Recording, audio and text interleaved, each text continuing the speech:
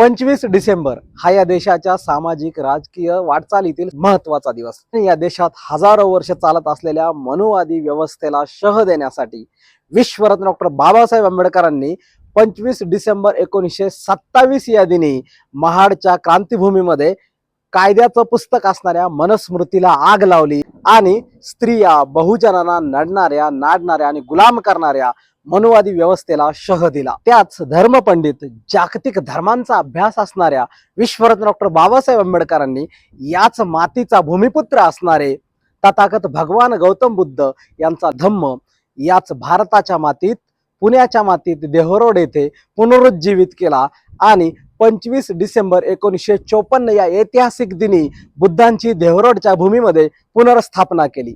जे बाबासाहेब मनुवादी मनुस्मृती नाकारतात, तेच बाबासाहेब बुद्ध या मातीत पुनरुज्जीवित करतात आणि तेच बाबासाहेब या देशाला नवा कायदा देतात.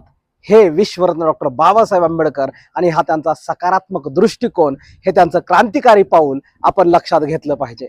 आज 25 डिसेंबर या दिनी मनुस्मृती दहन, बुद्ध मूर्तीची पुनर्स्थापना या ऐतिहासिक घटनेच्या आपणा सर्वांना मंगलमय शुभेच्छा. या मातीत कुणी कितीही गाडला बुद्ध, तरीही पुन्हा नव्याने तितकाच वाढला बुद्ध.